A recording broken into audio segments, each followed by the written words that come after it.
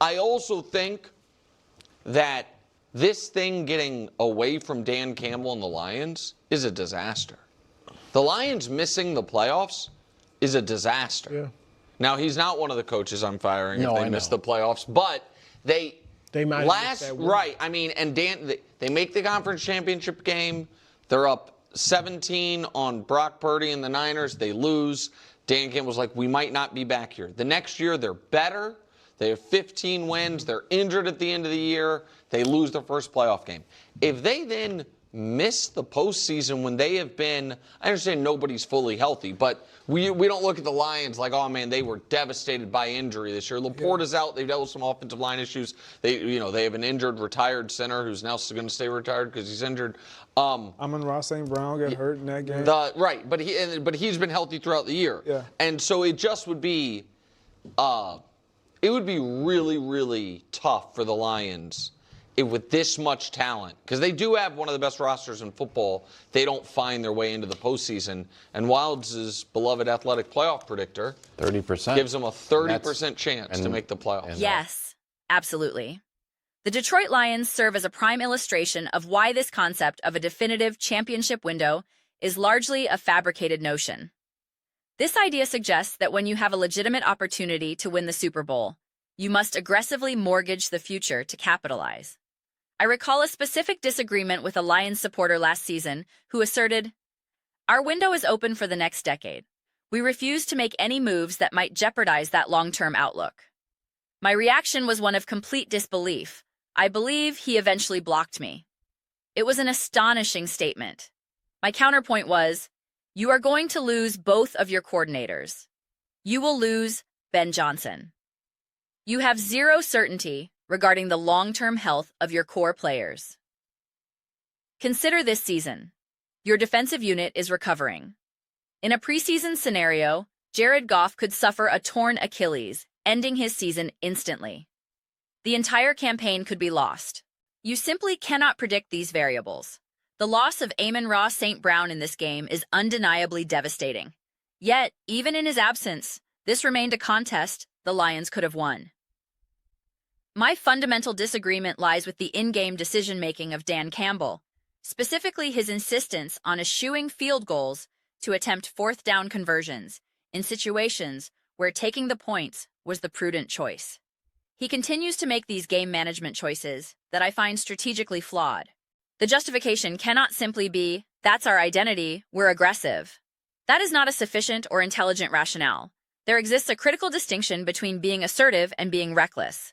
You must possess the discernment to differentiate between the two in real time.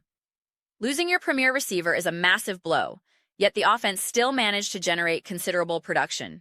However, the core issue with this team, which I identified perhaps last year and certainly this season, I don't recall the exact timing, and this isn't a self-congratulatory exercise, is that the offense remains overly reliant on successfully converting these high-risk fourth downs. This reliance is problematic because converting on fourth down isn't functioning as a luxurious bonus, a demonstration of superior prowess where you keep the pedal to the metal and go for the jugular. The mentality isn't, we're so dominant that even if we fail, it's inconsequential. The current reality is that they need to convert those fourth downs in order to secure victories. That becomes a significant liability when you observe other elite teams that do not require such gambles to win. The consequence is stark. If you don't convert that fourth down against the Kansas City Chiefs, you lose. If you don't convert, as with the play involving Jameson Williams, where debate exists over whether the throw was slightly inaccurate or the catch should have been made, it doesn't ultimately matter. That is the inherent risk. That is what occurs when you go for it on fourth down. A player like Josh Reynolds dropped a critical pass in the playoffs against the 49ers. These events happen. You cannot depend on them. The margin between victory and defeat cannot hinge on a single fourth down conversion. It must represent the proverbial cherry on top, not the entire foundation of your game plan.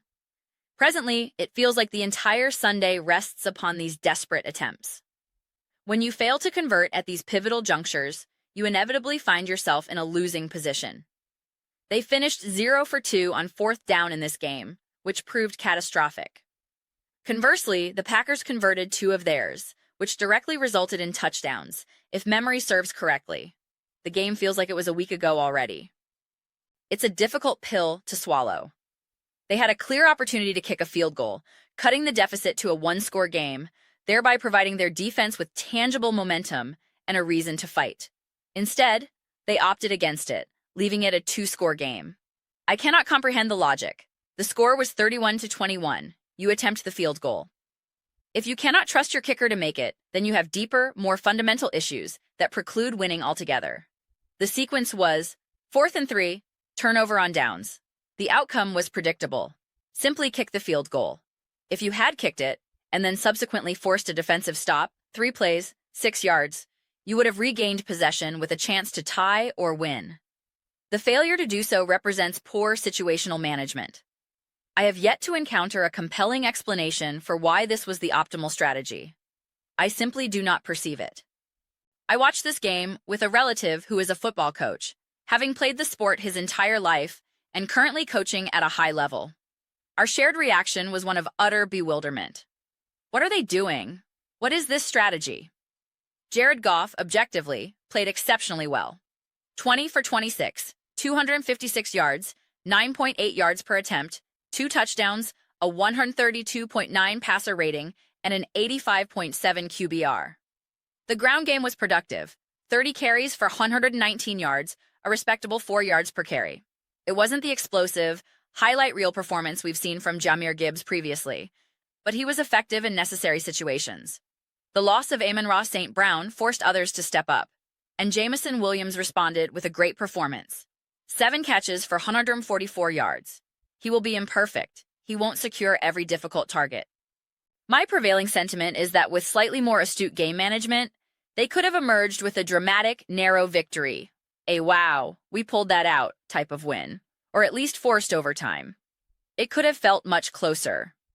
Again, the significance of losing St. Brown cannot be overstated. He is monumental.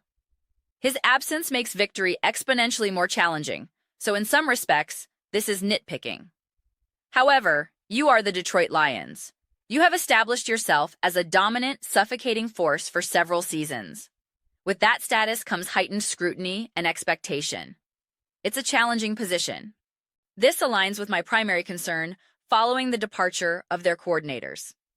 The team appears fine, even great, against inferior opponents.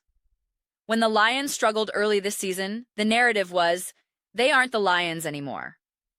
My advice was patience. They subsequently rallied, producing impressive performances. However, I maintained that the Lions are too talented a team for me to consider victories over bad teams as definitive proof of anything. I appreciated the play calling in those contests, but emphasized, I need to see great play calling against the better teams. My focus was always on how they would perform against the Kansas City Chiefs, or against the Eagles when Philadelphia was considered a top-tier opponent. I am less concerned with their schematic approach against teams like the Minnesota Vikings, a game they also lost. My analysis centers on the true contenders, the elite teams you must defeat to be considered legitimate.